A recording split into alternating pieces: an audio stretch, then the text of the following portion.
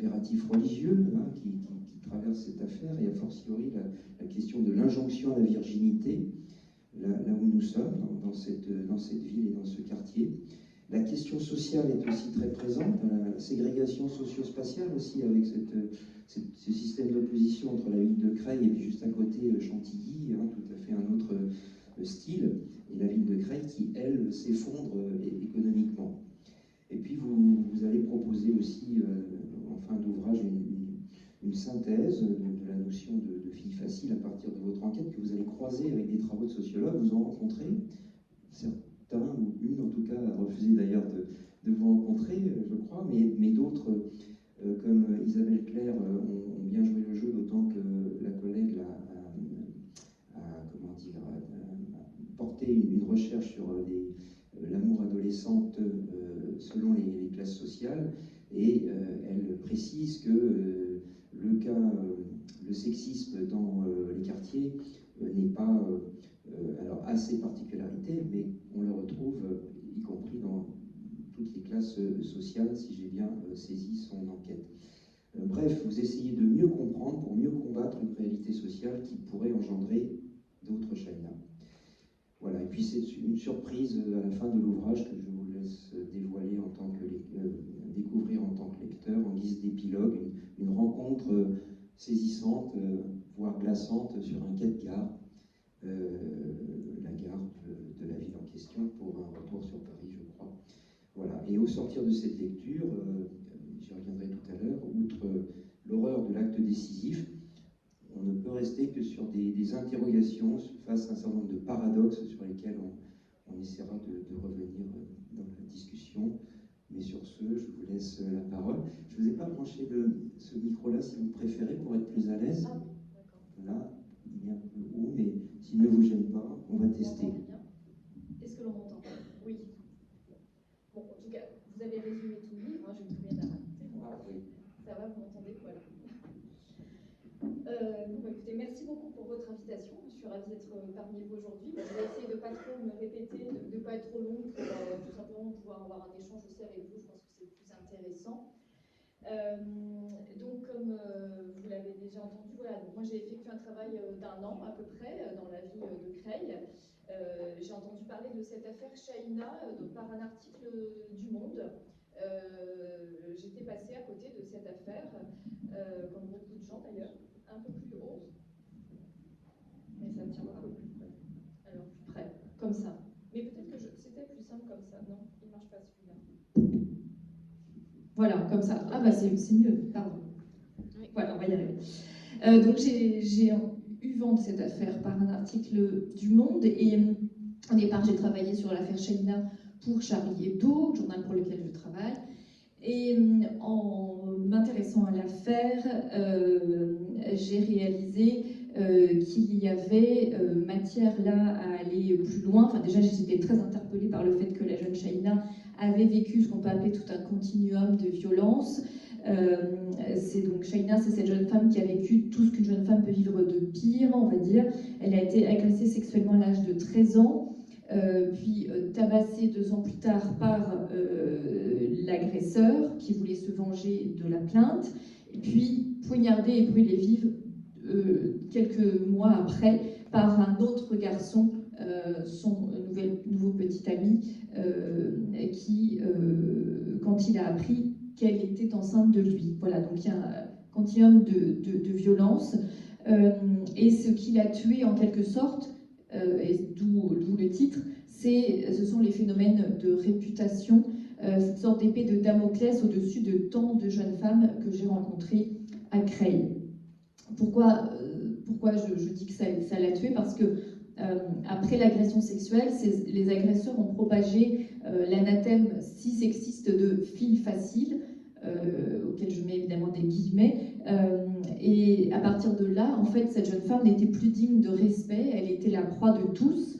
Et 2 ans plus tard, donc après l'agression sexuelle qu'elle a subie à l'âge de 13 ans, elle rencontre un garçon dont elle tombe amoureuse, mais lui n'est intéressé par Chahina que parce qu'elle a cette réputation, comme vous l'avez dit, dans une espèce de mélange de mépris et de convoitise. Et quand elle tombe enceinte de lui, il préfère en fait l'assassiner plutôt que d'entacher sa propre réputation. Et il aurait dit à un de ses co-détenus qu'il préférait prendre 30 ans de prison plutôt que d'être le père de cet enfant, d'une fille qu'il considérait être une pute. Voilà pour résumer en gros la tragique histoire de Shaina. Et donc il y a à la fois deux aspects que je développe dans le livre, c'est à la fois une justice et des services publics qui n'ont pas du tout été à la hauteur pour protéger Shaina. Et je vous invite d'ailleurs à lire le livre de l'avocate de la famille de Shaina, Negar Haeri, qui est sorti récemment au Seuil, et qui est très éclairant aussi parce qu'elle-même, elle dit que c'est son ultime plaidoirie, et elle dit que malgré les 5 audiences qui ont eu lieu, au total 5 parce qu'il y a eu deux procès pour l'agression sexuelle, un pour le tabassage et un pour l'assassinat, et bien à l'issue de ça, elle a l'impression que la parole de Shaina n'a toujours pas été réhabilitée, qu'il y a toujours quelque part des garçons à Creil qui disent qu'elle a menti. Et même, voilà, je dis c'est important de le lire aussi parce que même en tant qu'avocate, elle-même dit qu'elle a été extrêmement déçue par la justice, et elle dit que la justice se fout des violences faites aux femmes. Bon, espérons que c'est pas définitif comme jugement et que ça peut évoluer, mais en tout cas il y a cet aspect, voilà, il y a de la justice qui n'a pas été à la hauteur. Et puis il y a un autre aspect aussi que je vais développer qui est de cette violence spécifique à certains territoires, à ces quartiers populaires, qui est un sujet dont on parle plus trop aujourd'hui, dont on parlait beaucoup il y a une vingtaine d'années avec la mobilisation d'associations comme Ni pute ni soumise, vous avez certainement entendu parler. Malheureusement, ce qu'elle dénonçait, je crois, est toujours d'actualité, mais on en parle moins et c'est un peu tabou. J'ajoute à cela qu'il ne s'agit absolument pas de dire que les violences faites aux femmes sont uniquement dans les quartiers. C'est peut-être ce qu'on pouvait dire il y a une vingtaine d'années à tort. Heureusement, aujourd'hui, nous avons compris que ces violences sont absolument partout. Ça ne veut pas dire que tous les hommes sont des agresseurs, c'est totalement différent, mais en revanche, ces agressions sont dans tous les milieux, dans tous les territoires et dans tous les milieux sociaux. Pour autant, ça m'a intéressée par rapport à cette enquête. J'ai trouvé intéressant d'essayer de faire un peu œuvre de sociologie dans un lieu en particulier et de comprendre quelles étaient les spécificités à l'œuvre. Et je pense que même si les violences faites aux femmes sont partout, il y a tout de même quelques spécificités liées au quartier populaire que je vais développer. Parce qu'effectivement, après ce premier papier dans Charlie Hebdo sur l'affaire Shaina, je me suis rendue à Creil et j'ai réalisé qu'un certain nombre d'adolescentes me disaient avoir peur de subir elles-mêmes le même sort que Shaina et m'ont témoigné de ce qu'elles vivaient au quotidien. Et c'est là où je pense qu'il y a cette spécificité-là de la vie d'adolescents dans les quartiers, c'est qu'elles m'ont confié être contraintes de se conformer à tout un tas de règles tacites, très aliénantes, pour ne pas tomber dans la mauvaise catégorie dite des filles faciles. Et il y a vraiment une sorte de catégorisation en deux groupes des filles qui a existé d'ailleurs pendant nombre de temps ailleurs que dans les quartiers, mais qui je pense est peut-être plus exacerbée dans les quartiers. Il y a les filles sérieuses, les filles bien, et puis les filles faciles qui deviennent très vite objet de mépris et qui deviennent des proies parce que, d'une certaine manière, dans ces codes-là, c'est moins grave si on s'en prend, si on agresse une fille dite pas sérieuse, dite une fille facile. Et pour ne pas tomber dans cette mauvaise catégorie, en fait, il y a tout un tas de règles à suivre. Il s'opère un contrôle sur leurs vêtements, leur fréquentation, leur sexualité. Elle me disait qu'elles ne pouvaient pas s'habiller comme elles le voulaient. Elles doivent porter des vêtements amples. Certaines disent, alors je sais que c'est un sujet qui évidemment fait polémique et qui est sujet d'instrumentalisation, mais qui est intéressant aussi d'évoquer. Certaines disent qu'elles se sentent parfois aussi obligées de porter le voile, et certaines, je ne dis pas que c'est le cas de toutes les femmes qui portent le voile, mais certaines en tout cas disent qu'en tout cas elles sont plus respectées, elles n'ont pas de remarques dans la rue si elles portent le voile. Donc le voile peut aussi être vu comme un outil de contrainte pour elle, en tout cas un outil de protection vis-à-vis de l'attitude des garçons, et ce n'est pas forcément totalement choisi pour elle de le porter. Il y a aussi l'injonction qui leur est faite de se cacher si elles ont un petit ami et de bien faire valoir qu'elles attendent le mariage. Vous l'avez évoqué, effectivement, il y a cette injonction aussi à la virginité qui n'est pas trop, je trouve, pris en compte enfin pas suffisamment pris en compte par certaines associations féministes, comme si c'était, effectivement, c'est l'ordre de l'intime, mais comme le disaient les féministes des années 70, le privé est politique.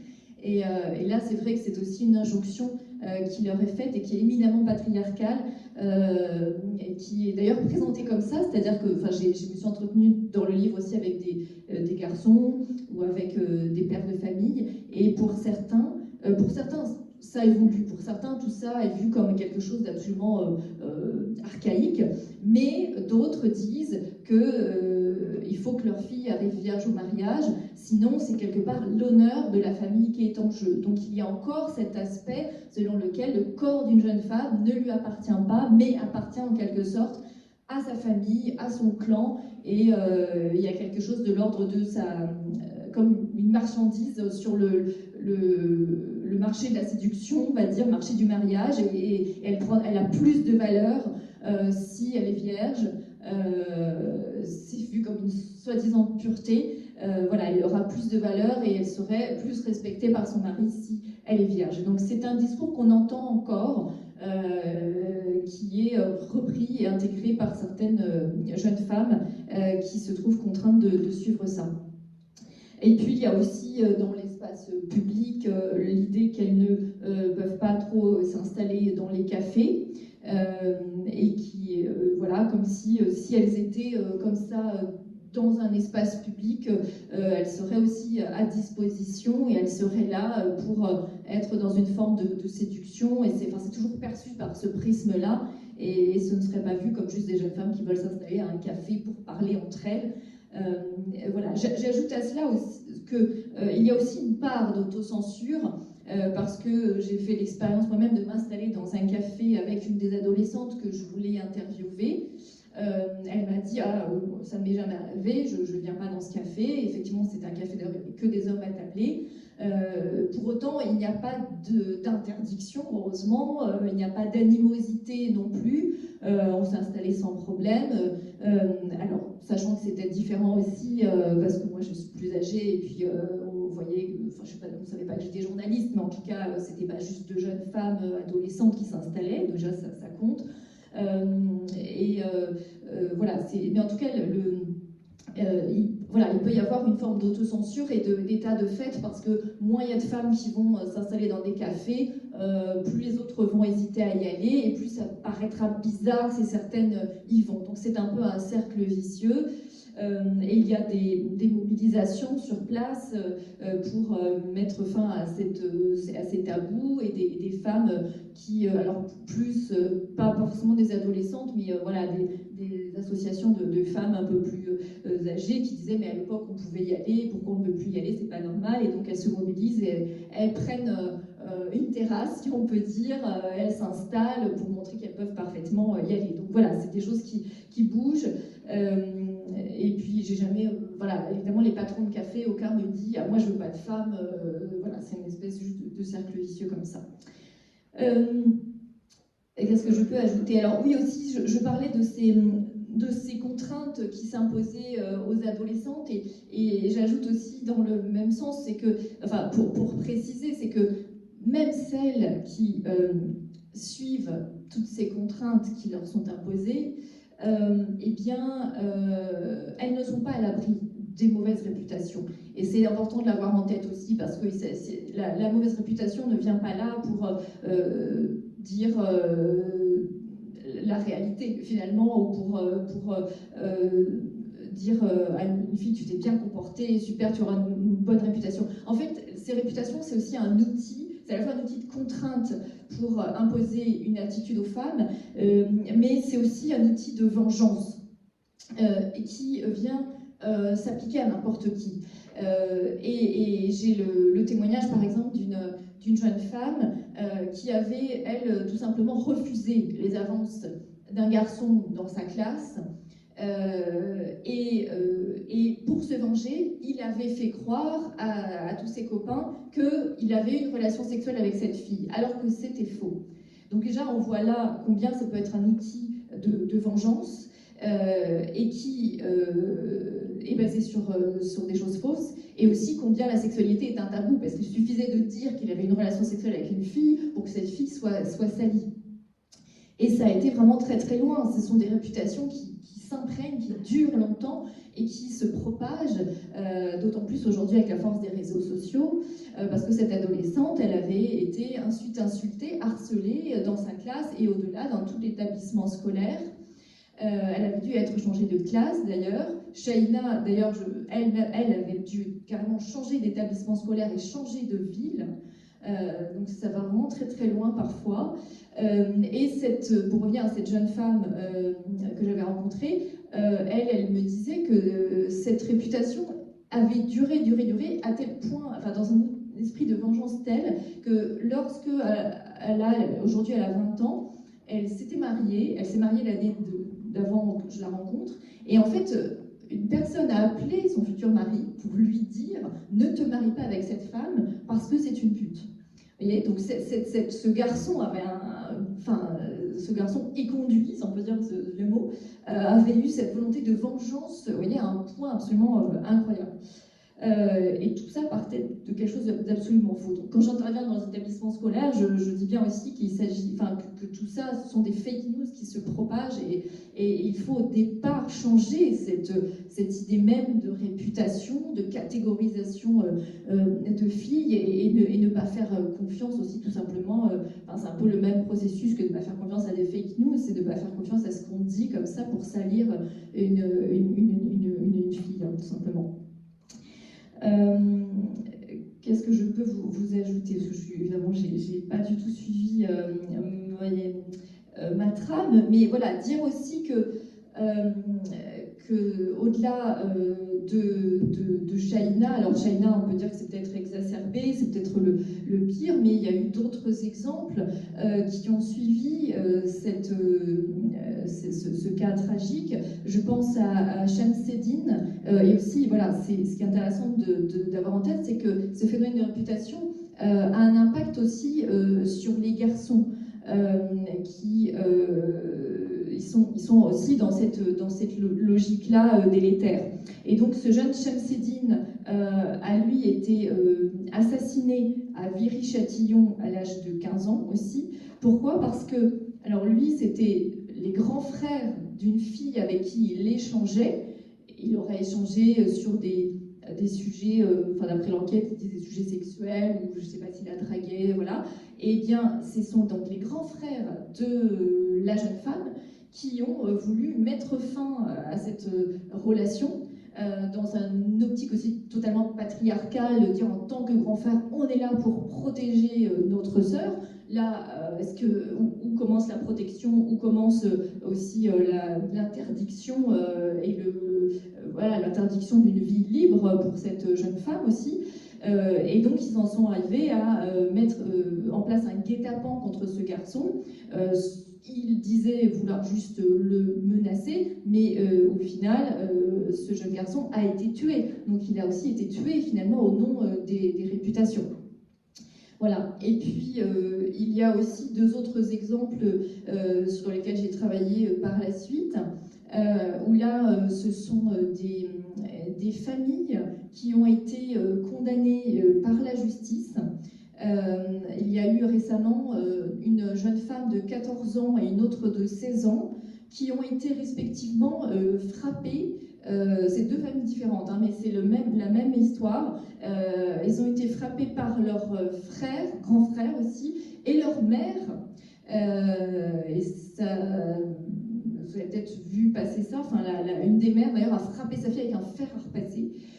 Pourquoi? Parce que les familles ont découvert, pareil, que leur fille avait une liaison avec un garçon, ou dans un des cas d'ailleurs, ce n'est pas une liaison, c'est plutôt qu'elle a été victime, cette fille, d'agression sexuelle, en tout cas de revenge porn, parce qu'il y avait une vidéo qui avait été prise d'une relation a priori forcée dans une cave, et pour se venger, d'ailleurs c'est une des filles, parce que les filles ne sont pas, la sororité est un souhait, mais pas forcément une réalité. Et là, une des filles avait ramené cette vidéo auprès de la mère, et c'est comme ça que la mère a voulu punir la fille de cette relation, alors même que c'était une relation qui avait été non consentie, donc probablement un viol. Et donc là, le tribunal de Bobigny avait condamné ces deux mères et les deux frères pour violence à l'égard de leur fille. Enfin, là, je donne ces exemples, voilà, pour montrer que ces phénomènes parce que ces familles, en fait, avaient aussi une seule chose en tête, qui n'était pas on va protéger notre fille a été victime de revenge porn ou de viol, il faut qu'on vienne en aide, leur vienne en aide, ou s'assurer que leur fille a été consentante pour avoir une relation. Non, leur seul objectif, c'était de dire c'est la honte pour la famille, il faut qu'on mette fin à ça, il faut que notre fille cesse de voir des garçons, et donc on va la frapper pour ça. Donc là, la justice a fonctionné, les deux jeunes femmes ont été placées, en espérant, c'est un autre sujet, qu'elles soient dans des foyers ou dans des familles d'accueil qui soient à la hauteur, parce que c'est aussi un autre sujet, mais vous savez certainement un manque de moyens énorme concernant l'ASE. En tout cas, elles ont été placées, et leurs familles ont été condamnées pour ce qu'elles ont fait. Mais voilà, tout ça pour dire que ces phénomènes de violences faites aux femmes liées à la réputation sont assez vastes, et je pense pas assez repérées. Disons qu'on va parler des violences faites aux femmes ou faites aux adolescentes en général, sans essayer de comprendre derrière ces phénomènes sexistes très présents. Et d'ailleurs, je n'ai pas dit dans le livre ça, mais j'ai pensé après, c'est qu'aujourd'hui, on a en tête, concernant les violences conjugales, la notion de contrôle coercitif, où on va être capable, et c'est assez récent, mais de voir ce qui peut mener ensuite aux violences, c'est-à-dire le contrôle d'un compagnon sur sa femme, lui interdire de sortir, lui interdire de s'habiller de telle ou telle manière, lui interdire de se maquiller, vérifier son téléphone, etc. Aujourd'hui, les associations et les personnes en charge de lutter contre les violences faites aux femmes ont en tête ce phénomène-là. Mais j'ai l'impression qu'on ne va pas forcément l'avoir en tête concernant les adolescentes qui peuvent vivre la même chose, soit de la part de petits copains, c'était le cas avec Shaina et avec d'autres, parce qu'il y a beaucoup de ce phénomène-là de petits copains qui interdisent comme ça à des adolescentes de se maquiller, de s'habiller comme elles veulent, etc. Soit de la part de leurs propres parents, parce qu'on va dire c'est leur éducation, ils sont peut-être un peu rigoristes, voilà. Mais on peut quand même interroger quand des parents mettent sous cloche comme ça leur fille et leur interdisent toute relation, ou leur interdit. Et d'ailleurs, tout simplement le fait de ne pas avoir les mêmes interdits concernant leur fils ou leur fille. Souvent, il y a une inégalité d'éducation qui est très, très flagrante. Voilà. J'ai bientôt terminé, je vous laisserai la parole pour échanger. Peut-être un dernier point sur, mais j'ai déjà commencé à dire un peu ce point, mais sur comment réagir face à cela quand on est éducateur ou travailleur dans l'action sociale. Peut-être avoir en tête déjà tous ces stéréotypes, tout ce que l'on demande aux filles qu'on ne demande pas aux garçons. Moi, parfois, je suis intervenue auprès d'éducateurs et eux-mêmes manifestement n'avaient pas forcément réfléchi à ces stéréotypes et reproduisaient la même chose. Et je trouve que quand ça vient en plus de la part d'un adulte qui est censé avoir une parole encore plus écoutée, c'est encore plus délétère. Et c'est vrai que j'ai entendu des éducateurs dire c'est aux filles aussi de faire attention, de ne pas s'habiller de telle ou telle manière, de ne pas envoyer une photo. Par exemple, il y a aussi ce phénomène dont je parlais de revenge porn et de pression de la part de certains garçons pour recevoir des nudes via, enfin dans une relation avec une fille. Alors c'est vrai que c'est bien de sensibiliser les filles à ce sujet, mais il ne s'agit pas de faire peser la responsabilité aux filles et d'éduquer et les filles et les garçons à ces sujets. Donc j'en parlais déjà, il y a cette éducation aussi aux réseaux sociaux, qui est vraiment le support majeur de ces rumeurs qui sont démultipliées. D'ailleurs, à Creil, on m'avait raconté qu'il y avait carrément la création d'un compte Instagram. On ne savait pas trop qui l'avait créé. C'était un peu pour tous les garçons de Creil. Et tout le monde déversait ses photos de nude qu'il avait récupérées de telle ou telle fille pour se valoriser ou pour se venger. Et voilà, une fille qui me disait, mais on regardait tous les jours ce groupe en se disant, enfin ce compte Instagram, en se disant, mais qui est-ce qui va être sur ce groupe aujourd'hui voilà, donc depuis, je pense qu'il a fermé, mais évidemment, il y en a d'autres qui ont dû rouvrir depuis. Et puis, je pense qu'il faut aussi des endroits, des lieux, ou des moments en tout cas, pour que ces adolescentes puissent se confier sans crainte, en confiance, avec un adulte référent en qui elles aient confiance. Je donne dans mon livre l'exemple des cours d'éducation affective et sexuelle dans les établissements scolaires, qui est aussi un élément extrêmement important à mettre en place. Vous le savez certainement, mais c'est censé être obligatoire depuis la loi de 2001, mais ce n'est absolument pas le cas. Il n'y a que 15 à 20% des adolescents qui ont accès à ces cours-là. Et c'est normalement, ça n'a pas été mis en place aussi avec un programme et avec des moyens de financement derrière. Ça, c'est censé avoir évolué un petit peu à la rentrée, mais à voir ce qu'il en est.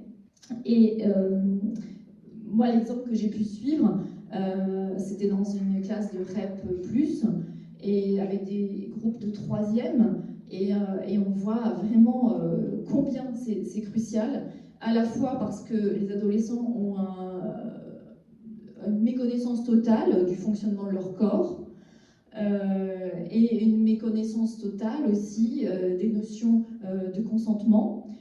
Alors je vous livre cet exemple qui est assez, qui fait toujours à la fois sourire et en même temps on ne sait pas si on doit sourire ou être très inquiet, mais donc ce garçon de 3e à qui on demande, l'animatrice lui demande comment sait-on si c'est une fille et consentante, et il lui répond on le sait quand elle ne se débat pas.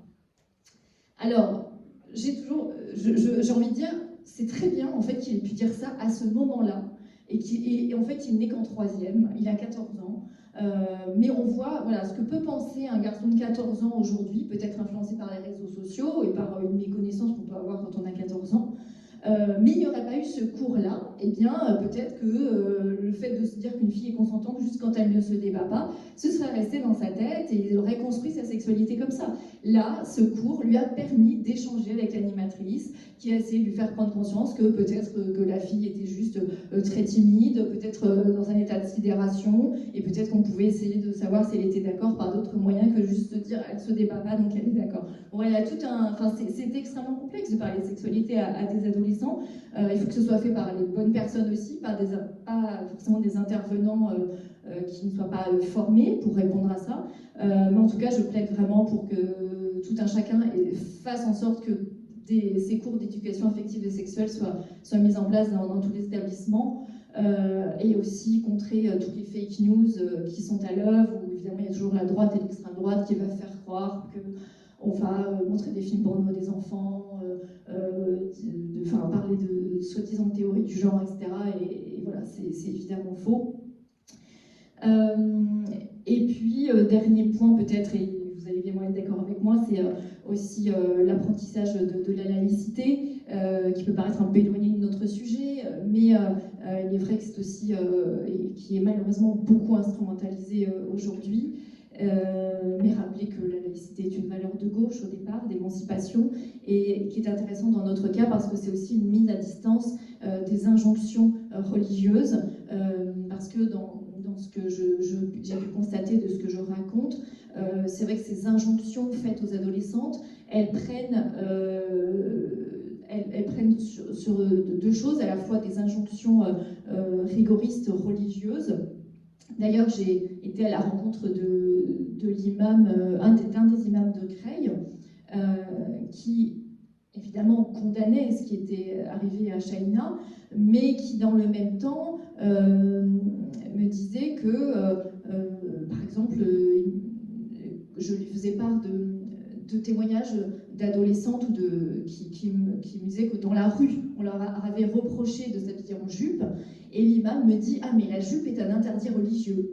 Et c'est quelque chose qu'il dit dans ses prêches et que les garçons de Creil entendent. Et donc il ne faut pas s'étonner pourquoi ils se sentent autorisés ensuite à répercuter cet interdit et à dévaloriser, à mépriser une adolescente qui donc s'habillerait en jupe. Voilà, donc la laïcité permet de mettre à distance ces injonctions religieuses, de faire en sorte que les adolescentes qui viennent en cours viennent en tant qu'élèves et pas en tant que personnes ayant cette influence religieuse, même si elle est à la maison, mais ça leur permet d'avoir une autre vision des choses et de se dire qu'on peut vivre et mettre à distance, en tout cas prendre ce que l'on veut des injonctions qui leur sont faites dans leur famille. Voilà. J'ai beaucoup parlé, j'ai beaucoup digressé. Je vais m'arrêter là, peut-être pour vous laisser la parole.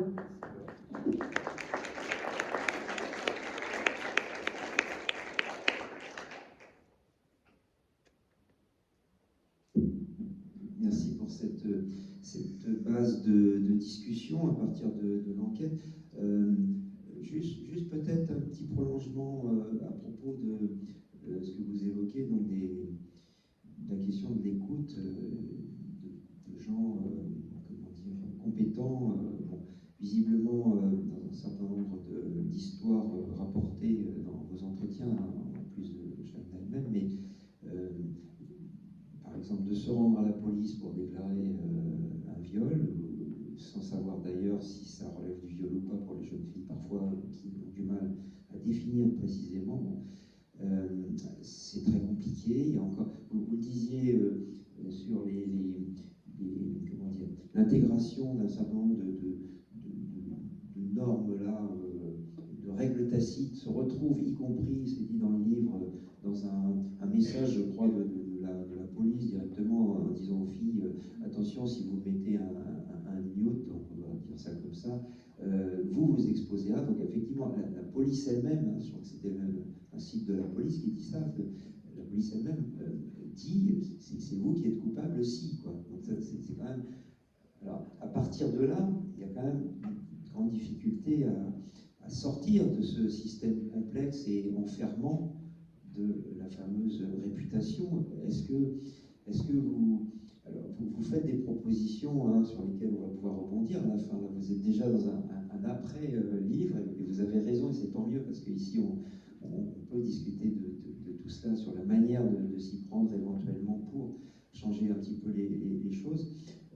Mais dans le travail sur ce terrain-là, est-ce que vous avez perçu la possibilité quand même pour ces jeunes filles qui seraient stigmatisées déjà un peu, voire beaucoup, de sortir de ce système? Est-ce qu'il y a des voies?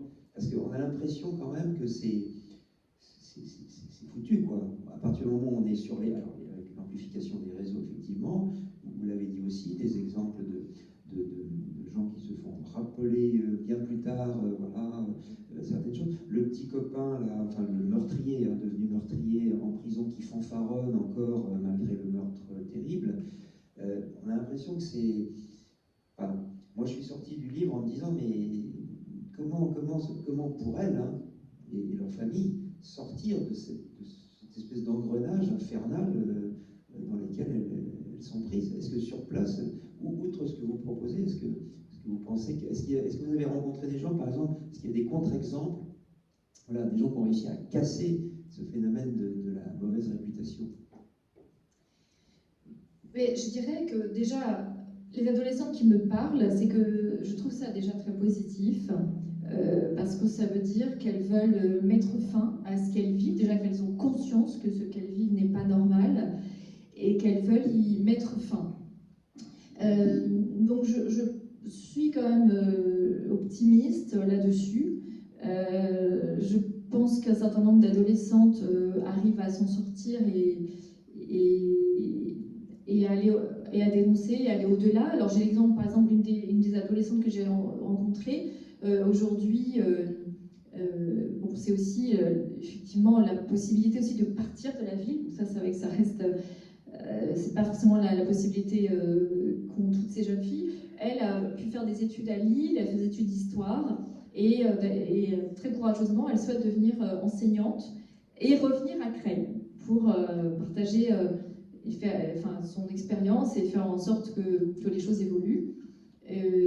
Donc voilà, il y a ce cas où elle a pu faire des études ailleurs.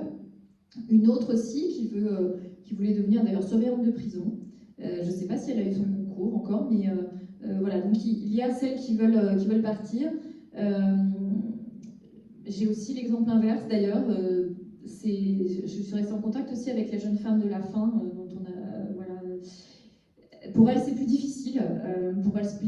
Parce que elle est quelque part restée dans un cycle de violence. Et pourtant, je suis en contact avec elle. Et c'est très complexe parce que je ne sais pas comment faire pour le coup. Pour vous voyez, lui dire tu es sûr de ton choix, tu es sûr de. Voilà, il ne s'agit pas de la brusquer, de dire qu'elle fait des erreurs, mais j'étais. Voilà, parce qu'elle m'a dit un jour je suis contente, je vais me marier. Bon, donc je ne vais pas dire que c'était pas une bonne chose, mais c'est vrai que dans le même temps, j'apprends que son mari vient la chercher à la formation qu'elle était en train de suivre, et j'étais en contact avec la personne qui est à la tête de cette formation, et la personne qui est à la tête de cette formation me dit quand même c'est bizarre ce futur mari qui vient la chercher à chaque fois.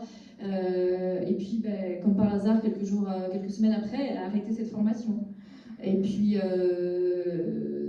j'ai compris que c'était son mari qui lui avait demandé d'arrêter cette formation. Et puis ils se sont installés un peu plus loin, et donc elle a arrêté ses études, et puis elle est très vite tombée enceinte.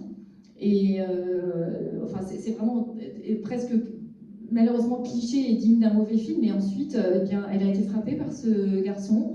Et là, j'ai appris qu'elle avait quitté ce garçon, qu'elle avait été frappée alors qu'elle était enceinte d'ailleurs. Et donc, voilà, donc elle est très heureuse parce qu'elle a un petit enfant, mais elle n'est plus avec cet homme. Et en plus, après, elle se bat pour récupérer la garde parce que cet homme veut le garder. Donc, bon, c'est très, très, très difficile pour elle. Donc, en fait, je ne réponds pas vraiment à votre question. Je vous dis, il y a des parcours différents. Mais c'est vrai qu'à chaque fois, il faut que les intervenants qui peuvent être en mesure d'aider ces jeunes femmes puissent être là. Et c'est vrai qu'en amont de tout ça, c'est évidemment la prévention, et que ces jeunes femmes puissent avoir accès à autre chose que les injonctions dans lesquelles elles sont. Et je pense que je reviens toujours à mes cours, ça me paraît loin, mais les cours d'éducation affective et sexuelle qui peuvent permettre aux adolescentes d'avoir accès à autre chose, et de ne pas être dans un rapport tabou à leur corps. Enfin, ça peut paraître tout bête, mais j'ai l'impression que cette jeune femme n'avait même pas accès à la contraception, parce que j'avais l'impression, quand elle m'a dit qu'elle était tombée enceinte, elle aurait aimé que ce soit pas le cas tout de suite, mais qu'en fait c'est tombé un peu comme ça. Donc voilà, tout est lié, et je pense qu'en prévention de ces violences et de ces réputations, dès l'école, si on peut faire quelque chose, ça peut être à cet endroit-là. Moi, je vais prolonger le propos qui est tenu là, pour dire que j'étais à Lyon, effectivement, j'avais une employée qui était parfaitement insérée, qui était brillante, assez mariée. 15 jours après, elle démissionnait parce que son mari avait le même comportement, d'aller voir ce qu'elle faisait, comment elle faisait. Et ce que j'ai retenu de cet épisode, c'est en fait l'isolement dans lequel elle se situait. C'est-à-dire qu'elle était dans une relation qui était nocive, mais elle était toute seule. Toute seule. Et on a regardé de son point de vue de parcours de vie, elle-même dans un environnement, et on avait oublié de la mettre en relation avec d'autres. Et donc, enfermée dans cet environnement, elle n'avait pas d'autre solution que de subir l'injonction qui était la sienne. Et au travers de la réputation, quand j'ai lu le livre, je me suis dit, tiens, c'est la même chose finalement. Parfois on parle du voile, il y a d'autres formes d'enfermement qui dépassent la religion qui parle du voile. C'est l'enfermement dans une forme, dans un stéréotype qui nous dit ce qu'on doit être et comment on doit agir et réagir. Parce que derrière, il y a des conséquences sociales. Et le meilleur moyen, à mon sens, de s'en sortir, c'est de pouvoir en parler. Donc l'usage des groupes de parole.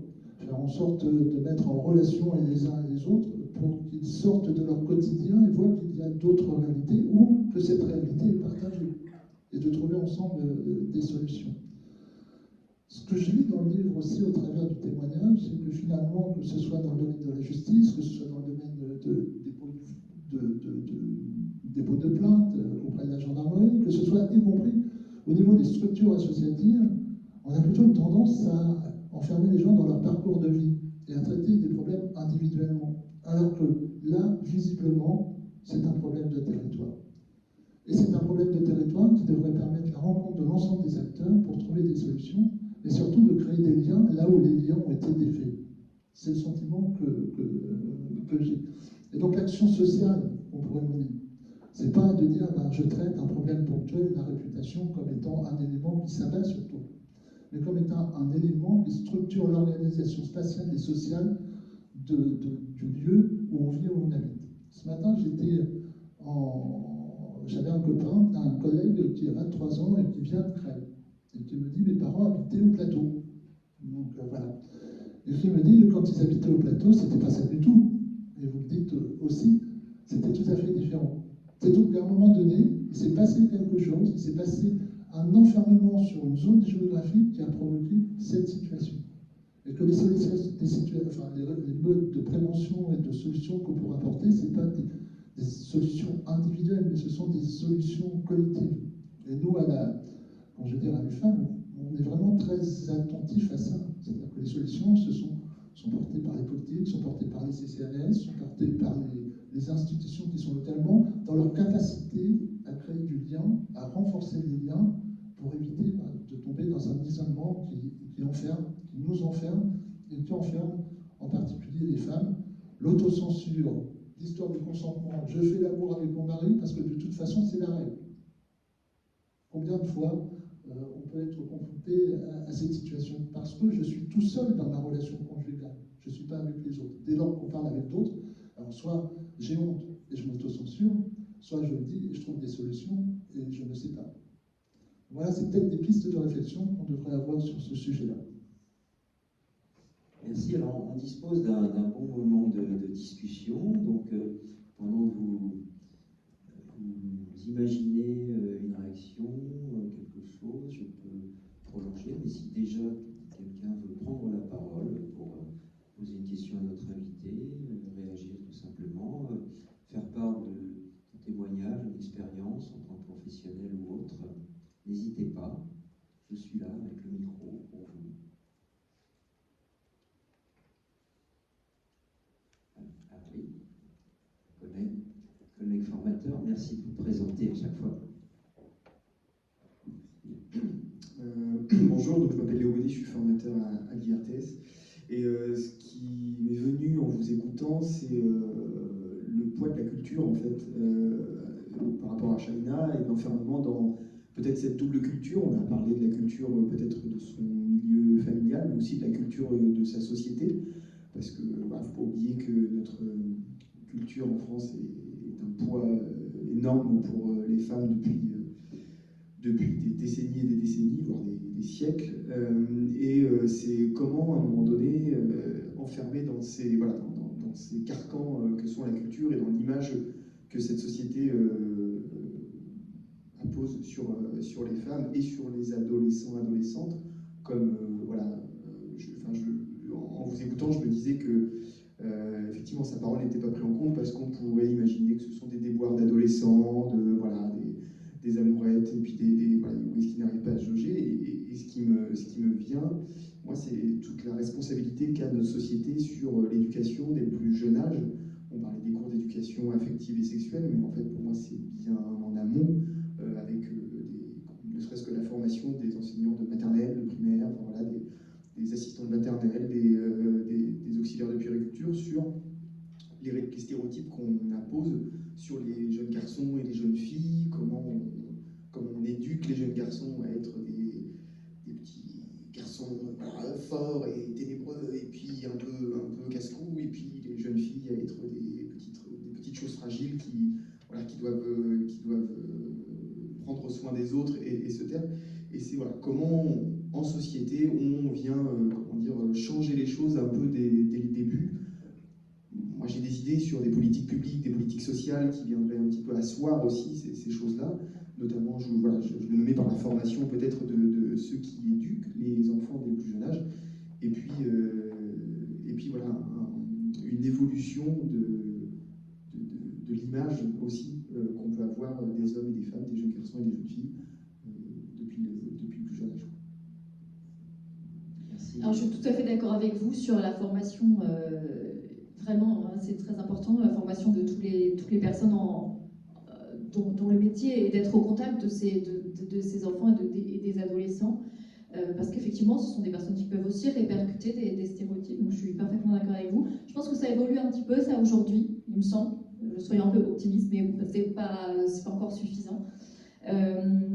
Et pour venir à Shaina, au témoignage que j'ai reçu, je dirais qu'il y a la conjonction de deux choses, parce qu'on est tous plongés dans une société patriarcale où il y a encore tous ces stéréotypes qui sont à l'œuvre. Mais comme je le disais, je crois quand même qu'ils sont particulièrement exacerbés là, parce qu'il y a une conjonction de plusieurs facteurs.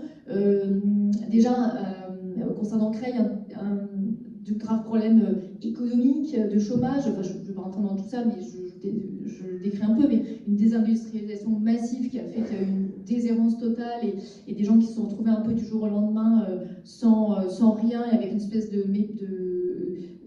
d'impression de ne plus avoir d'identité quelque part. Et donc, du coup, ils se sont repliés finalement sur une identité culturelle et religieuse. Et d'ailleurs, quelqu'un me disait très justement, la réputation, c'est ce qu'on a quand on n'a plus rien, finalement. Voilà, quand on n'a pas une dignité haute par son travail, par son engagement politique, associatif, etc. Bon, on va remettre ça sur des vieilleries archaïques, de la réputation de sa fille, etc. Bon, mais ça ne fait pas tout quand même. C'est-à-dire qu'il y a des gens qui vont très mal économiquement, qui ne vont pas non plus retomber dans ces archétypes-là. Dans cet archaïsme-là.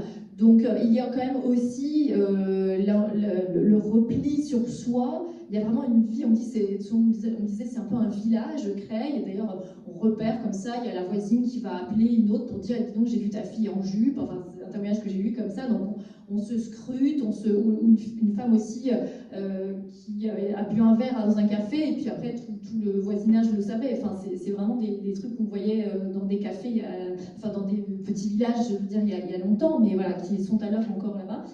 Et puis donc voilà, il y a aussi l'exacerbation de la religion. J'ai aussi un témoignage, disait, on a vu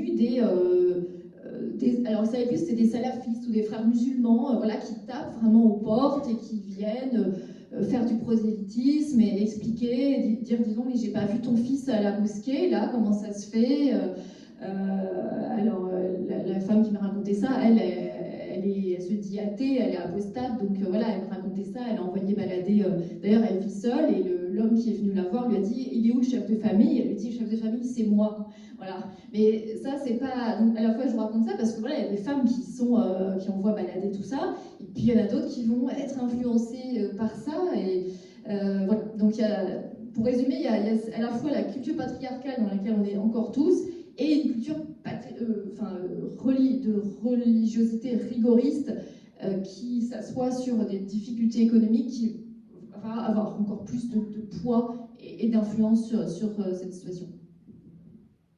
Notre prise de parole. Ça me fait penser, alors pour rebondir quand même moi-même sur la question et ce qui vient d'être dit,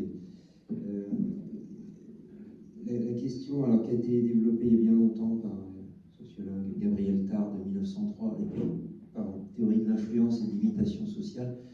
Il y a des injonctions paradoxales actuellement, c'est-à-dire qu'à la fois culturellement, un jeune peut être pris dans disons, des schémas culturels spécifiques. D'ailleurs, c'est dit dans le bouquin, c'est une sorte de conflit de loyauté, voilà, vous l'avez écrit d'ailleurs, entre d'un côté donc l'imam ou que sais-je comme discours religieux, et puis de l'autre l'école ou les autorités, quelles qu'elles soient, en tout cas des représentants d'une autre morale, d'un autre modèle de société et donc de normes, et les jeunes se retrouvent un peu à l'étroit dans ce modèle avec la difficulté. Et c'est là que précisément doivent arriver, alors je ne sais qui, des éducateurs, des travailleurs sociaux, des élus, enfin des politiques publiques. Il y a l'échelon territorial, certes, mais aussi des politiques publiques nationales qui doivent asseoir alors que ce soit pas mal compris, une sorte d'autorité, mais au sens noble du terme, c'est-à-dire un rappel à la loi, de la laïcité, des règles du vivre ensemble dans une société démocratique, de la liberté dont toutes et tous devons pouvoir se prévaloir. Bon, voilà. Mais c'est cette difficulté des normes contradictoires, et j'ajouterais quand même sur ces théories d'imitation et des influences, on est quand même, ça a été évoqué, la question des réseaux sociaux et des influenceurs, pour le coup, de tout type, hein, ça c'est même devenu un métier. Bon, ça pose quand même de sérieuses questions. Quand les modèles proposés à des jeunes gens, je pense au courant masculiniste actuel, c'est quand même un paradoxe. D'un côté, il y a MeToo, et puis de l'autre côté, il y a cette montée en puissance de fous furieux masculinistes, là, avec des modèles qui ne sont pas d'ailleurs, qui sont peut-être des formes aussi d'imitation de quelques modèles de pouvoir de nos plus hauts dirigeants. On pense à quelques gros bras actuellement. Hein, bon, on est dans cette espèce de contradiction où d'un côté les féminismes avancent de manière forte sur certains terrains, et c'est évidemment tant mieux, et puis d'un autre côté il y a une espèce d'excroissance, d'exacerbation de cette espèce de ce qu'on appelle maintenant le masculinisme. C'est devenu une thématique dans la presse, partout, avec des gens qui sont regardés sur les réseaux par des centaines de milliers de personnes. C'est absolument... jamais on n'aurait pu imaginer ça il y a 50 ans quasiment. Hein. On va quand même vers quelque chose d'une espèce de crispation, là, d'un côté comme de l'autre, qui ne va pas vers une forme j'allais dire, de dialogue démocratique et des genres, entre les genres. Bon, voilà, je vous soumettais ça comme ça, si vous voulez rebondir, mais ça m'interpelle en ce moment, ce qu'on entend de ces courants qui vont à l'encontre de toutes les avancées quand même de ces décennies dans le régime démocratique en tout cas. Est-ce que quelqu'un veut prendre la parole pour une question, une action? Oui.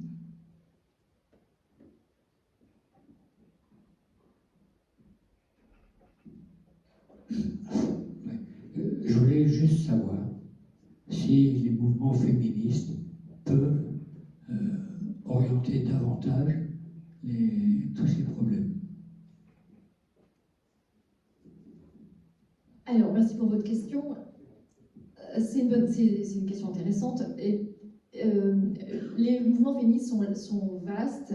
Je dirais qu'il y a des féminismes, pas un féminisme. Et il y a aussi des féministes dont on entend, que l'on voit, enfin, qui vont plutôt être dans le plaidoyer ou qui vont plutôt être dans les prises de position médiatiques. Et puis, il y a beaucoup de féministes qui sont sur le terrain et qui agissent. Parce que souvent, j'entends, oui, mais que font les féministes, etc. Les féministes, elles font plein de choses, mais elles ne le disent pas forcément, et on ne connaît pas forcément celles qui le font. Et notamment, il y a Femmes Solidaires, qui n'est pas forcément une association, d'ailleurs j'arrête pas de leur dire, mais médiatisez ce que vous faites, parce qu'elles font beaucoup de choses, c'est vraiment, elles sont présentes dans beaucoup d'endroits, et notamment d'ailleurs à Montataire, qui est une cité pas loin de Creil. Et j'ai eu l'opportunité de faire une intervention dans leurs locaux qui m'a permis d'avoir accès aussi, après mon livre, de parler aussi à toutes les femmes de Creil qui sont venues en nombre, et c'était voilà, un moment très très fort. Voilà, donc il y a beaucoup d'assauts de terrain qui n'ont pas forcément suffisamment de moyens. Il y a aussi la Fondation des femmes qui est une formidable association, enfin, dont l'objectif justement est de pouvoir financer d'autres associations, enfin, qui rassemble un certain nombre d'associations féministes et de lutte contre les violences faites aux femmes. Voilà, donc les féministes, elles agissent. Après, sur les prises de position, moi, ce que je dis dans le livre, et même contrairement à ce que j'ai pu écrire parfois il y a quelques temps dans Charlie Hebdo, j'arrête un peu d'opposer aussi les prises comment dire, après c'est du jargon un peu féministe, mais on a coutume d'opposer les universalistes aux intersectionnels, universalistes étant souvent la génération des années 70, l'universalisme a d'ailleurs changé de définition, si je puis dire, je trouve, parce qu'au départ, il s'opposait aux différentialistes. Les différentialistes considéraient qu'il y avait un peu une spécificité de femmes, presque biologique, qu'on avait des caractéristiques, des valeurs différentes en tant que femmes, et les universalistes, dont la plus connue était Simone de Beauvoir, qui considérait qu'il n'y avait pas de différence homme-femme, en tout cas il fallait les gommer, on ne se définissait pas par notre différence, mais plutôt par notre égalité, et que voilà, il fallait cesser avec ces stéréotypes comme quoi une femme était plus douce, plus dans l'accueil, dans l'altruisme, et comme vous le disiez tout à l'heure, voilà, il fallait cesser avec ces stéréotypes. Donc voilà, c'était la différence entre différentialiste et universaliste. Aujourd'hui, disons que les universalistes vont plutôt se caractériser par le fait que les droits des femmes sont les mêmes partout, et en l'occurrence ne pas s'attacher au relativisme culturel et de ne pas dire qu'il y aurait des différences selon les religions, selon les origines, et de partir du principe que toutes les femmes souhaitent avoir accès à la même liberté. C'est vrai que l'universalisme aujourd'hui n'a pas le vent en poupe dans le féminisme, qui va considérer que ça peut être vrai d'une certaine manière, l'universalisme républicain n'a pas forcément réussi ce qu'il souhaitait faire, et qu'on n'a pas forcément réussi à parler à toutes, et qu'il y a quelques inégalités qui subsistent. Et même l'universalisme, enfin j'élargis un peu, mais quand on a parlé du suffrage universel, on a pu effectivement parler du suffrage universel alors même que les femmes n'avaient pas accès au droit de vote. Donc le mot universalisme, il porte en son sein quelques difficultés dès le départ. Et voilà, je vais arrêter de digresser, mais aujourd'hui, pour ceux qui s'intéressent un peu à ces débats-là, il y a la notion d'intersectionnalité qui est née dans les années 80 aux États-Unis. Et l'objectif de l'intersectionnalité, c'est de considérer qu'il y a un certain nombre de discriminations qui s'ajoutent. Quand on est une femme noire, par exemple, on va être à la fois victime de racisme et de sexisme. Et donc l'idée de l'intersectionnalité est de prendre cette situation en compte et de prendre la multiplicité de ces discriminations. Là où il y a une opposition entre universaliste et intersectionnalité, c'est que il me semble souvent que moi je dis que l'intersectionnalité est un concept extrêmement intéressant. C'est vrai qu'une femme noire va être victime et de racisme et de sexisme. Après, dans l'interprétation qui est faite aujourd'hui de l'intersectionnalité, il y a souvent la peur de dénoncer des injonctions religieuses, parce qu'on va avoir peur d'être raciste. Et donc, au lieu de faire une véritable intersectionnalité, et moi j'appelle dans mon livre à une véritable intersectionnalité qui prendrait effectivement en compte toutes ces discriminations, eh bien on va un peu éviter de dénoncer les injonctions religieuses qui s'imposent à ces filles. Et voilà, souvent il y a des féministes intersectionnelles qui vont dire ah non, on ne peut pas dire que des femmes sont contraintes parfois de porter le voile, parce que ça, ce serait raciste de dire ça. Moi, je pense qu'il faut essayer de voir quelle est la réalité. Alors, à la fois, oui, il y a une instrumentalisation de la question du voile, l'extrême droite est en embuscade, il y a du racisme, et c'est souvent utilisé dans un objectif raciste de stigmatiser les femmes musulmanes. Pour autant, il y a aussi des femmes musulmanes victimes des injonctions religieuses de leur propre religion. Donc il faut trouver la bonne voie et le discours juste pour à la fois qu'elles puissent dénoncer ce qu'elles vivent sans être stigmatisées. Voilà.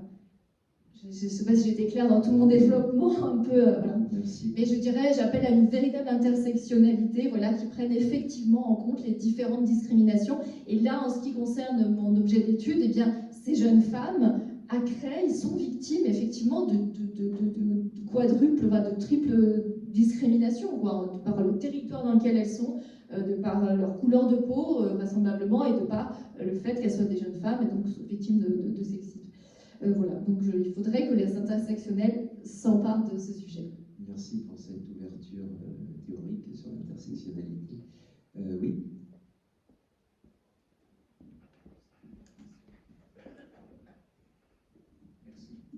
Je voudrais vous poser une question. Est-ce que vous êtes intéressé au devenir des familles, Shaina et la sœur? Il semblerait que la famille de Shaina était obligée de partir de Creil et que la famille de l'agresseur ait pu bénéficier de l'entourage d'une quête qui ont permis de payer les avocats. Je voudrais savoir si ces rumeurs, en fait, moi, ce que j'ai pu lire, ça s'est passé comme ça.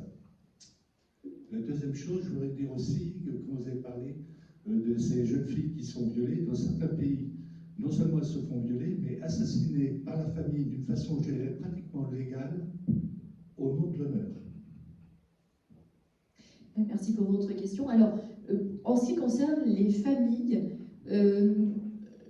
je n'ai pas cette information. Il ne me semble pas que la famille de Shaina ait dû quitter la ville. Vraiment, enfin non, d'ailleurs, je suis sûre que ce n'est pas le cas. Elle a souhaité, on lui a proposé de quitter la ville parce que c'était, je pense, c'est le service de la mairie qui considérait que ça pouvait être extrêmement violent de vivre au même endroit que l'assassinat de leur fille, mais elle a souhaité rester, cette famille, dans le même endroit. Et la mère me disait, ben, moi je peux voir voilà, la tombe de ma fille tous les jours. Voilà, elle souhaitait rester. Et la famille aussi de l'agresseur, de l'assassin, est restée également. Est-ce qu'elle a bénéficié d'une quête pour l'avocat? Ça, j'avoue, je ne sais pas. J'en ai pas entendu parler. Ce que je sais en revanche, c'est qu'il y a eu des menaces contre des garçons qui avaient témoigné contre l'assassin. Voilà.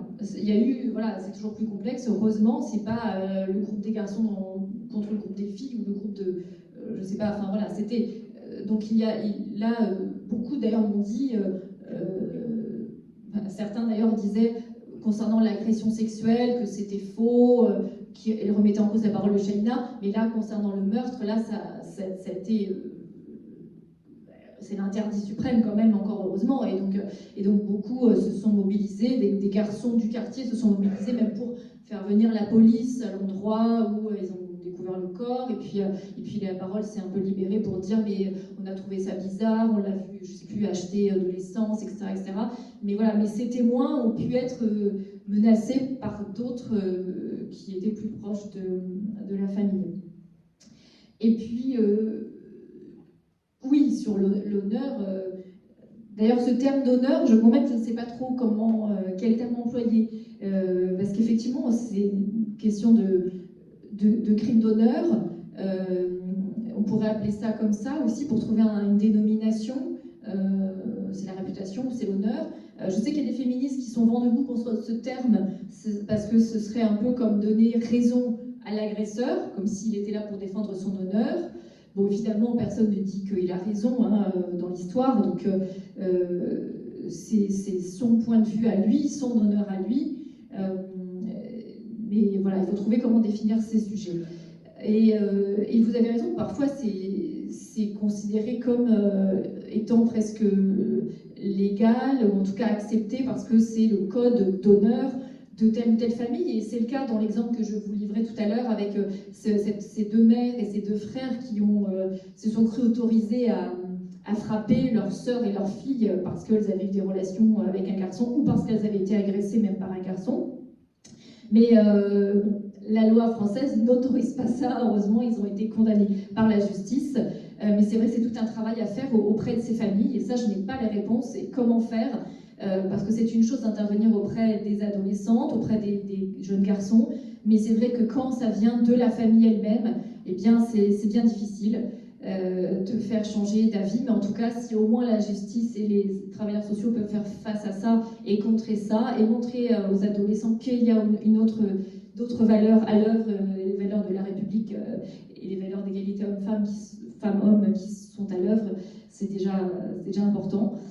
Et puis j'ajoute, parce que je ne l'ai pas dit tout à l'heure, c'est que heureusement aussi, ce n'est pas toutes les familles qui réagissent comme ça. Et là, en l'occurrence, pour la famille de Shaina, à l'inverse de ce qu'on peut entendre parfois, eh bien, son père, son frère l'ont totalement soutenu.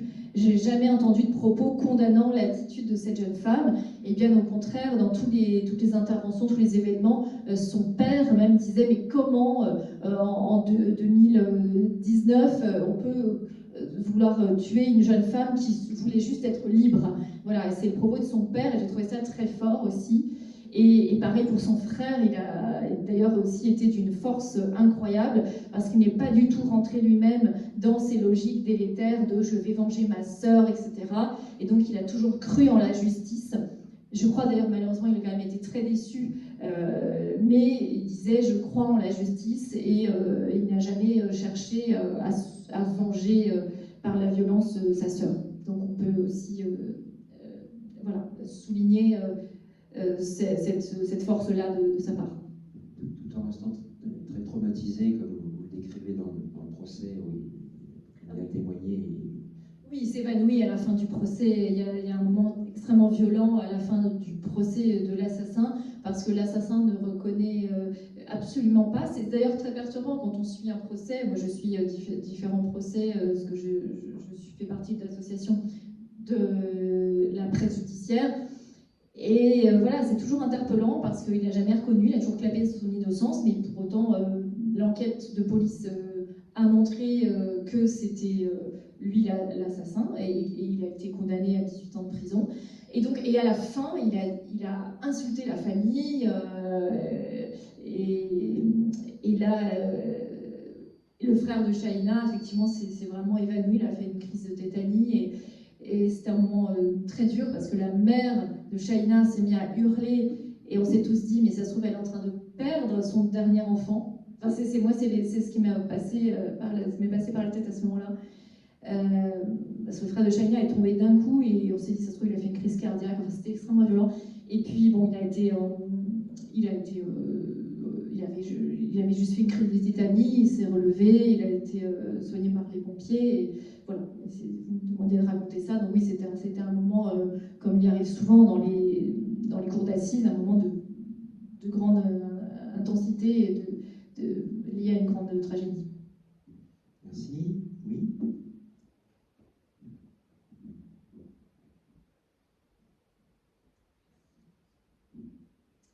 Bonjour. Je suis étudiante à l'IRTS et j'avais une question au tout début. Vous avez pu dire que dans les QPV, en fait, dans les quartiers prioritaires, les catégorisations et les discriminations envers les femmes et les filles étaient plus présentes.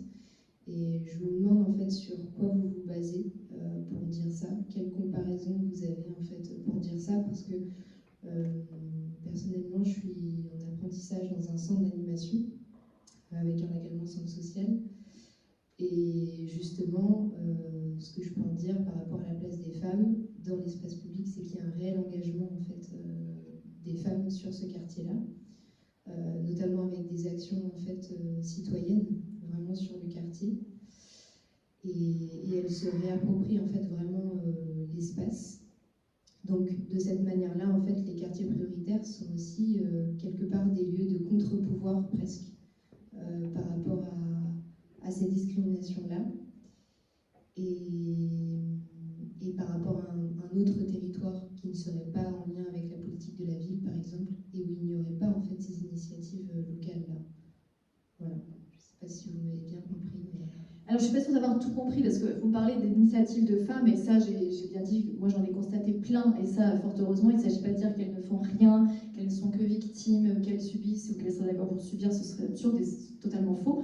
Donc oui, j'ai parlé de plusieurs de leurs initiatives. J'ai pas trop compris, je crois que vous parlez de contre-pouvoir par rapport au quartier populaire. Je crois pouvoir interpréter aussi, travaillant la Pierre Rosé à côté dans le cadre d'une recherche, je pense que c'est l'idée que ces quartiers finalement foisonnent d'une certaine façon d'initiatives, et notamment portées par les femmes. Souvent d'ailleurs, enfin je ne sais pas si ça peut être de ce côté-là, mais moi j'ai vu des choses autour du mélange des cultures, de l'alimentation qu'on fait ensemble, des enfants qui sont mobilisés aussi avec l'école, etc. Donc oui, en fait, à un moment donné, ça peut se renverser, c'est-à-dire que ces quartiers deviennent des forces de proposition en quelque sorte pour aller contre ce que vous décrivez. Oui, je vois. Oui, alors, je suis parfaitement d'accord avec vous face à ce qu'elles subissent. Il y a énormément d'initiatives de ces femmes. Et alors, en revanche, vous aviez l'air de dire que je m'aventurais à dire des choses fausses sur le fait qu'il y avait une violence spécifique, en tout cas plus exacerbée. Alors, pour moi, il y a plusieurs éléments qui m'amènent à dire ça. Déjà, il ne me semble pas que ce phénomène de réputation soit... Alors, il a existé partout et il reste encore présent. Je dirais qu'à chaque fois, tout ce que je décris est présent partout dans toute la société. Je dis juste que c'est en termes de curseur. Voilà. C'est qu'à ma connaissance, je n'ai pas constaté dans d'autres territoires, dans d'autres endroits, ce phénomène où on va stigmatiser une personne, plusieurs personnes, en l'occurrence des femmes, parce qu'elles n'ont pas suivi un certain nombre de règles qui sont des règles encore en plus très étroites et très, très spécifiques. Et donc, par exemple, le fait d'avoir des vêtements larges, d'ailleurs, il y a aussi je cite, malheureusement, je n'ai pas leur nom en tête, mais c'est pas pour faire le teasing pour mon livre, mais je cite plusieurs sociologues qui ont travaillé sur différents groupes de population. Notamment une sociologue qui a travaillé sur des lycées plutôt bourgeois, des lycées ruraux, des lycées de QPV.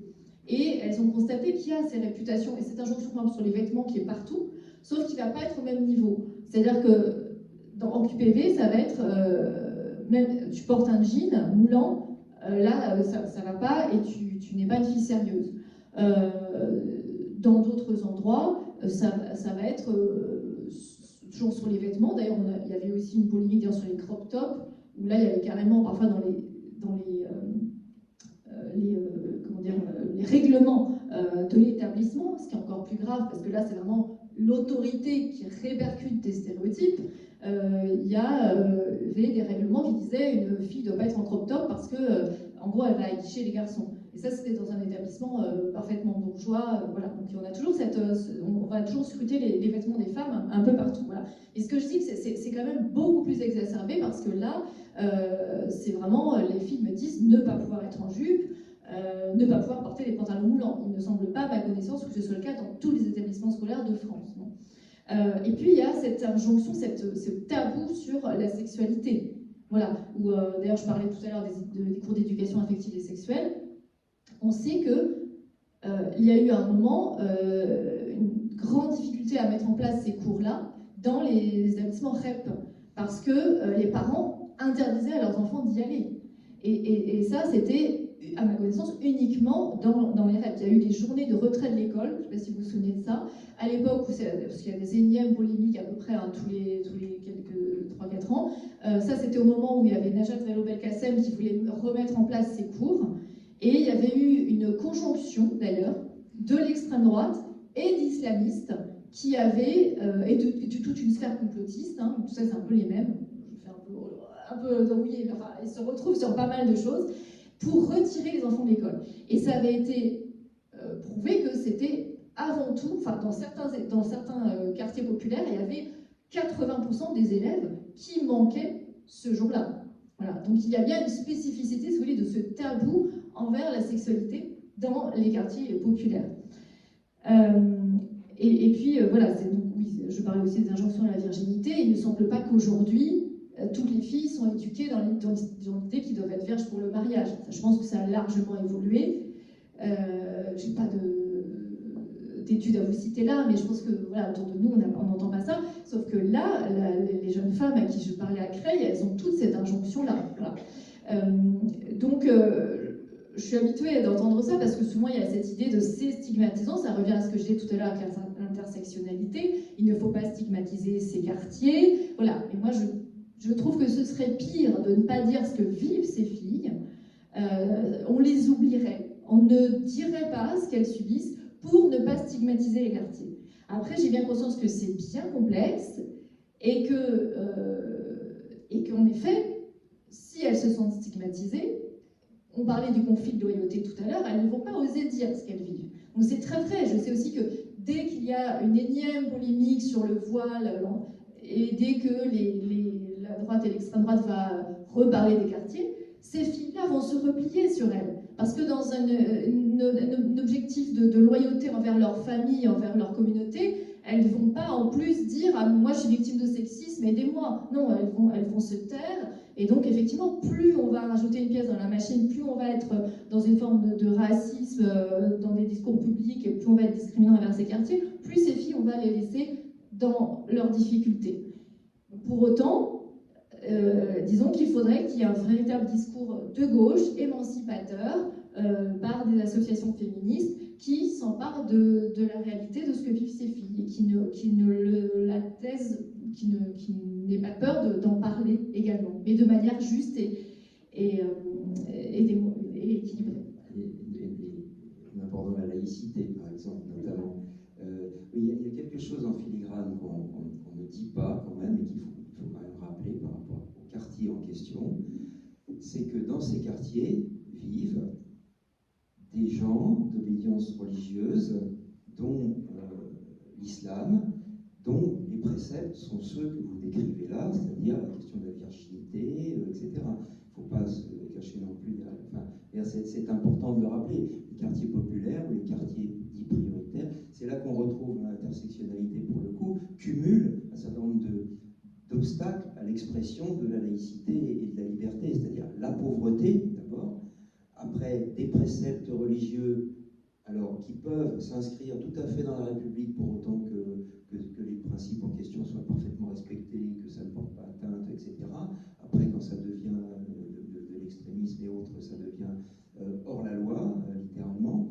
Il y a la difficulté pour ces filles, alors, on l'a dit tout à l'heure, mais certaines sont un petit peu en porte-à-faux par rapport à un certain nombre de normes, mais arrivent quand même à se sortir quand même de règles trop strictes. Et puis aussi, les générations passent. Il y a aussi des... Alors, il y a eu, effectivement, il y a beaucoup de témoignages de gens qui disent « Oh, mais moi, avant, dans le quartier, il n'y avait pas de problème et tout. » Bon, je peux vous dire aussi, moi, je suis originaire des Mureaux. Ma nourrice était dans le quartier des musiciens, qui est devenu un quartier quasiment infréquentable par la suite, quoi. Alors, il y a des récits comme ça où, avant, il y avait moins de problèmes, etc.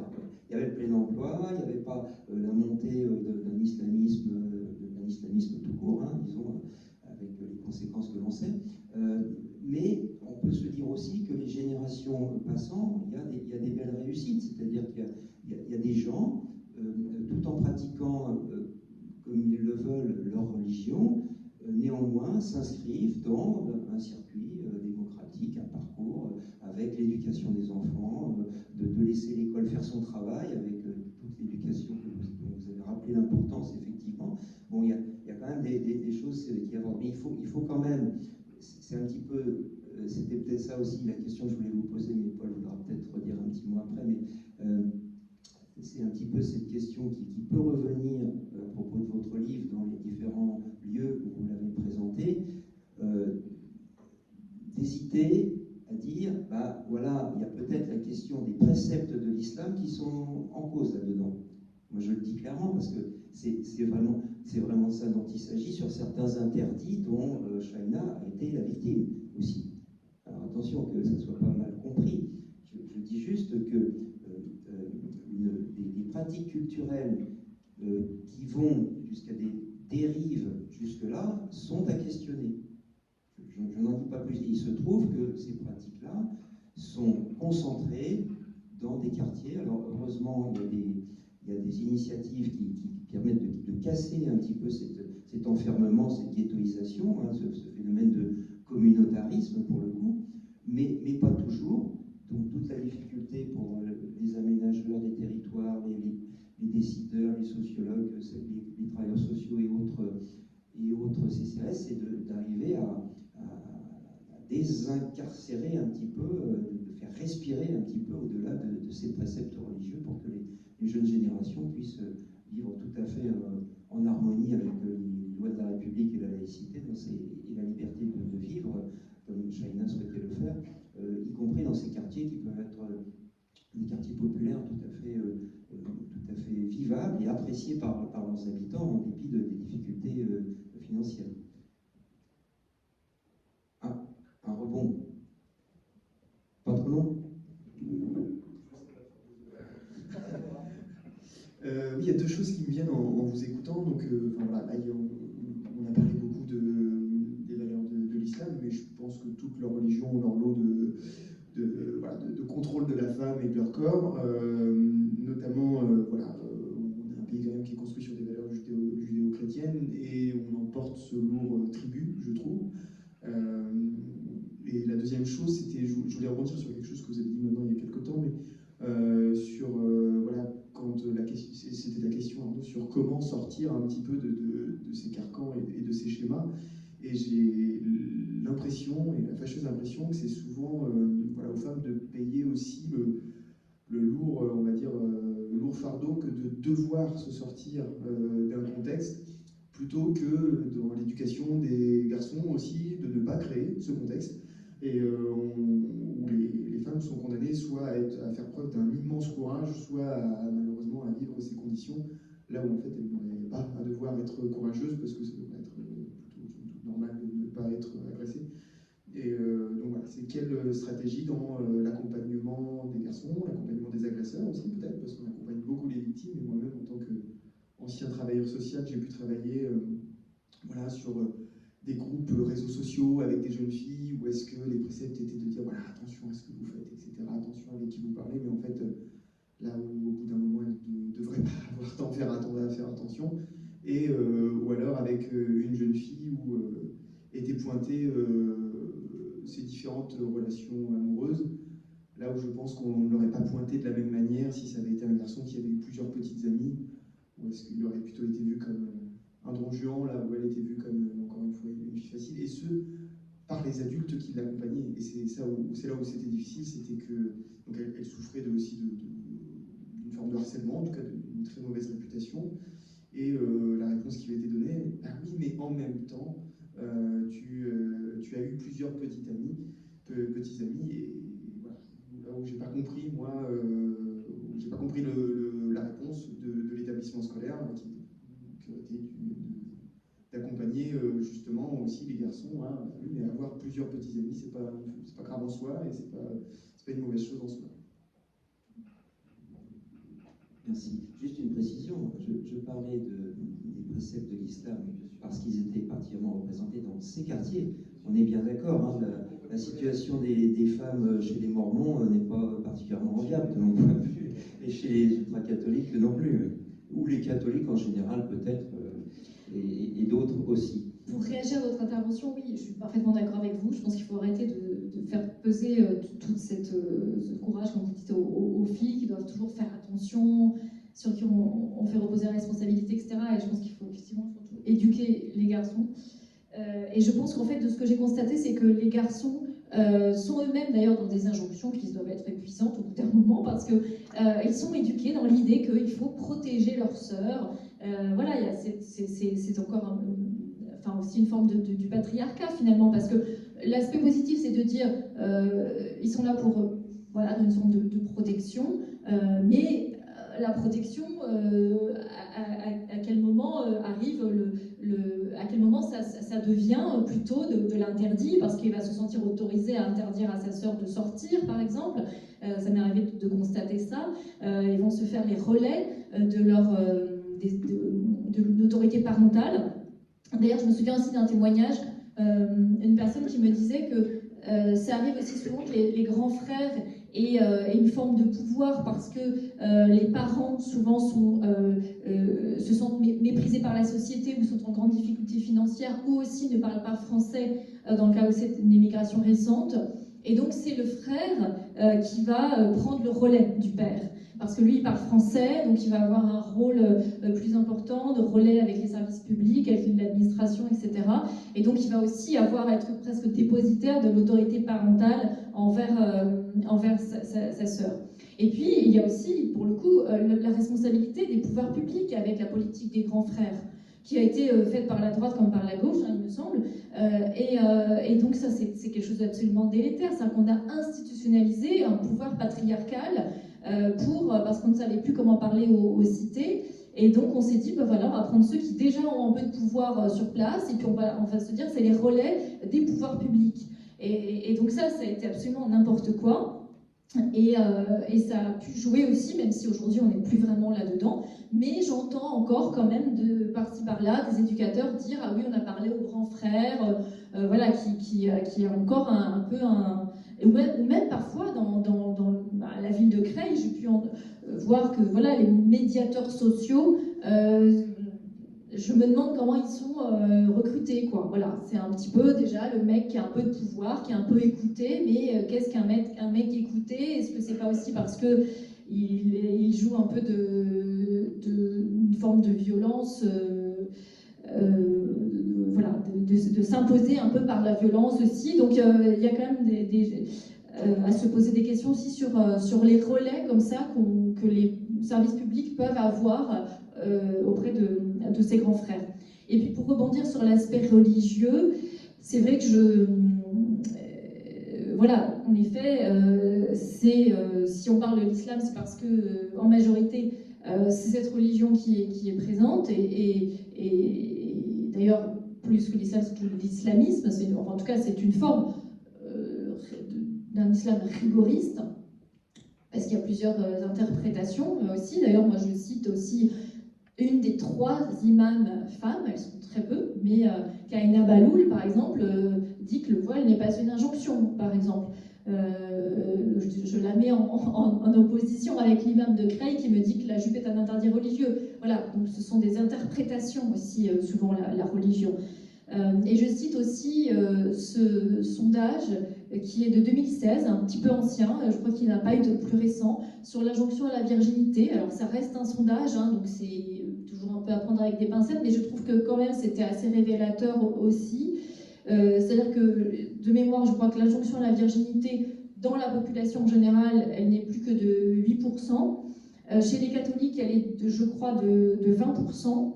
Mais, et c'est vrai que là, on revient à ce sujet, chez les musulmans, elle serait de 67%. Et même un chiffre qui m'a quand même interpellée, c'est que chez les jeunes musulmans, c'est comme s'il y avait, chez les jeunes générations, une recherche d'encore plus de rigorisme. Eh bien, l'injonction, enfin, l'idée que de dire qu'une jeune fille doit être vierge au mariage, elle est de 74% chez les jeunes musulmans entre 16 et 25 ans, je crois. Voilà, donc c'est vrai que ce sondage m'avait interpellée, et c'est aussi pour ça qu'on parlait de ce sujet. Mais après, j'ajoute aussi que il y a aussi la religion, les évangéliques qui sont aussi très présents et dont on ne parle pas suffisamment, je pense, au regard de l'influence grandissante qu'ils ont dans certains endroits, et avec aussi un fort rigorisme. Et puis par ailleurs, voilà, il ne s'agit pas de dire effectivement de stigmatiser, enfin, toutes les religions en tout cas ont des injonctions et ont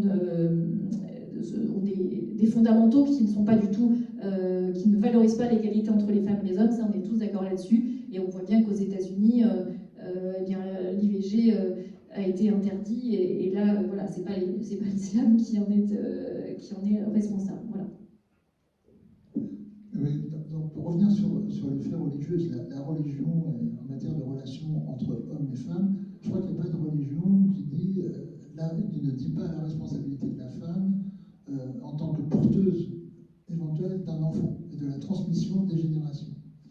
qu'au fond, toute religion, il y a cette idée qu'on part d'un point A et on évolue à un point B, et on établit un ensemble de règles qui fait que finalement, on arrive à vivre les uns avec les autres dans l'harmonie la plus grande. Alors c'est l'harmonie locale pour une religion animiste, mais ça peut être aussi une religion universelle, une dimension universelle pour les religions monothéistes. Et je pense que c'est ça qu'il faut prendre en compte.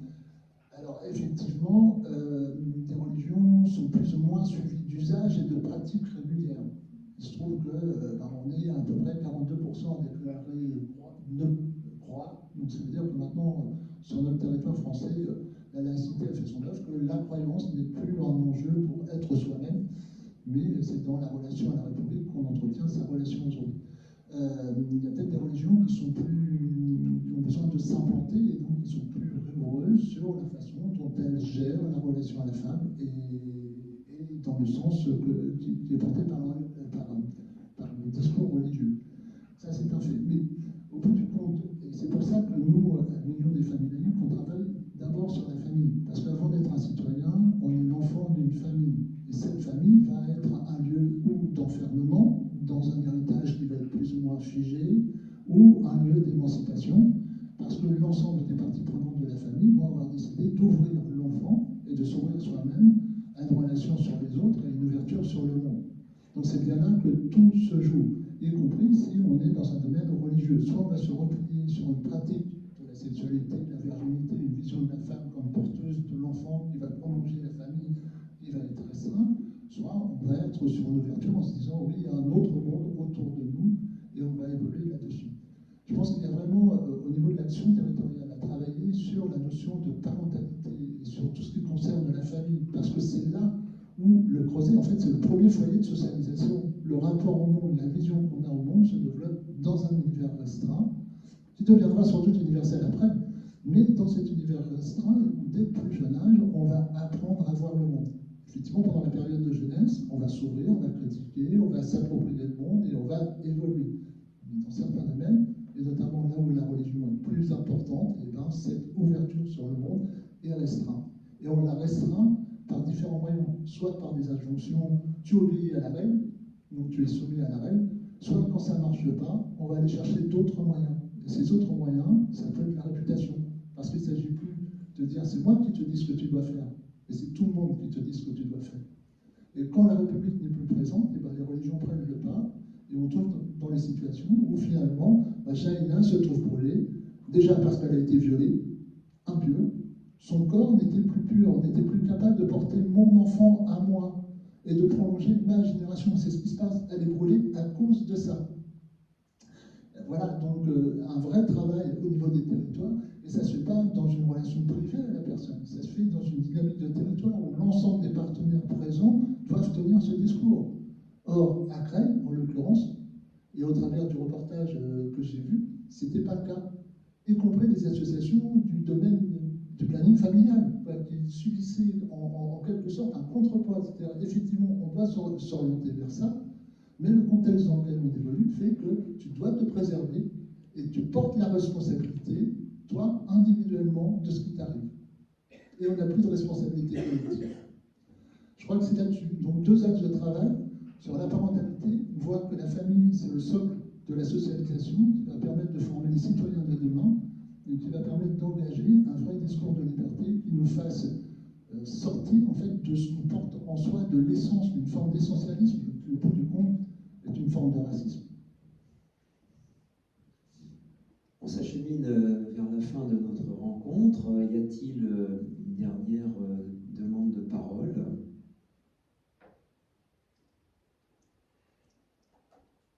Oui, une dernière prise de parole, merci.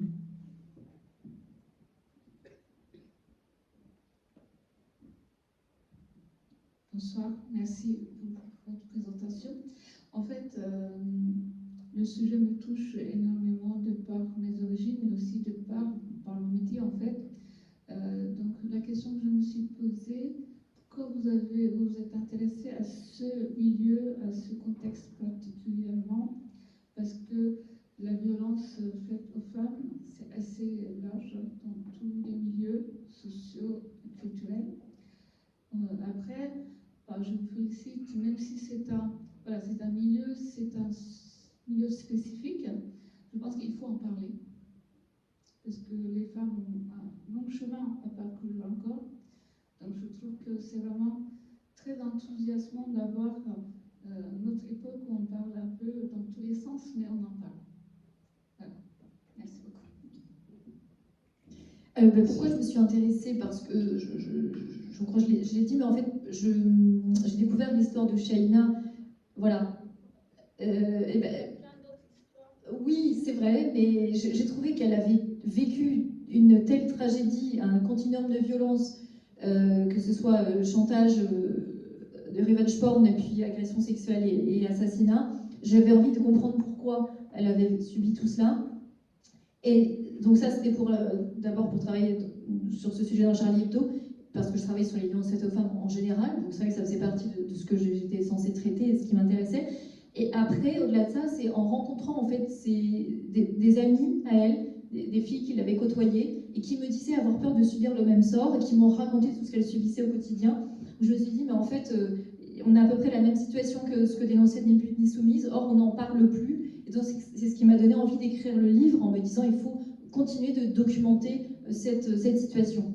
Avec toutes les nuances que j'ai dites, ne pas sous-entendre qu'il n'y aurait des violences qu'à cet endroit, mais quand même en ne les taisant pas. Voilà. En donnant la parole à ces adolescentes.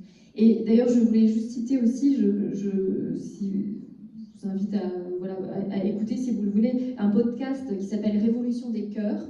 Et ça rejoint ce qu'on disait tout à l'heure par rapport aux questions religieuses, même s'il ne s'agit pas de dire que c'est lié à la religion, mais là c'est une jeune femme qui se présente comme étant de culture arabo-musulmane et qui a fait ce podcast pour donner la parole à d'autres femmes ayant le même vécu qu'elle. Et donc je trouve ça bien aussi, on parle souvent aujourd'hui des femmes concernées, est-ce qu'on est concerné ou pas, eh bien elle a subi ce genre de choses et dans ce podcast, elle donne la parole. D'ailleurs, pourquoi ça s'appelle Révolution des cœurs? C'est parce que le point de départ, c'était des témoignages. Alors, c'est pas violent comme ce que j'ai pu constater, mais des jeunes femmes qui avaient l'obligation de se marier avec une personne de la même religion qu'elles et qui devaient se cacher si elles étaient amoureuses d'un homme qui n'était pas musulman. Et donc, elle a commencé ces témoignages comme ça, et puis ça a donné lieu à d'autres témoignages de femmes aussi qui devaient être vierges pour le mariage, ou qui étaient victimes de pression de leur famille, etc. Donc, c'est un beau podcast qui vient à être connu, qui s'appelle Révolution des cœurs. Un tout petit ajout d'un point de vue sociologique, pour le coup, pour notre discipline, notre vieux fondateur Émile Durkheim postulait que justement aller chercher des faits sociaux dans leurs formes les plus extrêmes, leur excroissance en quelque sorte, donc des faits comme Laure aussi a pu le traiter, permet aussi de travailler ce qui est moins visible, plus discret, mais qui relève de la même logique. Donc je soutiens l'initiative aussi. Parfois, c'est pareil, on peut penser ce qu'on veut de ce qui devient un peu une pellicomania, avec bientôt des livres produits dans le monde entier, mais en même temps, ça a cette vertu aussi d'avancer sur des formes plus invisibles que la tragique histoire de cette femme. Voilà. Sur ces mots tragiques, j'ai pas de mots gays là pour juste avant de quitter. Si, rappelez que notre chère collègue Laure, que je remercie, une autre Laure, c'est la soirée des Laure, dispose de quelques ouvrages, si vous voulez vous en procurer un et le faire dédicacer pour conclure cette soirée. Oui. Et des livrets aussi de l'UFAL à côté de la vente du livre. Il nous reste à remercier donc Laure Dossi pour sa présence. Merci. Il nous reste du travail à faire à tous, dans les quartiers, dans les territoires, auprès des familles. Et il nous reste aussi à vous souhaiter une très bonne soirée, à vous remercier de votre présence. À bientôt, merci.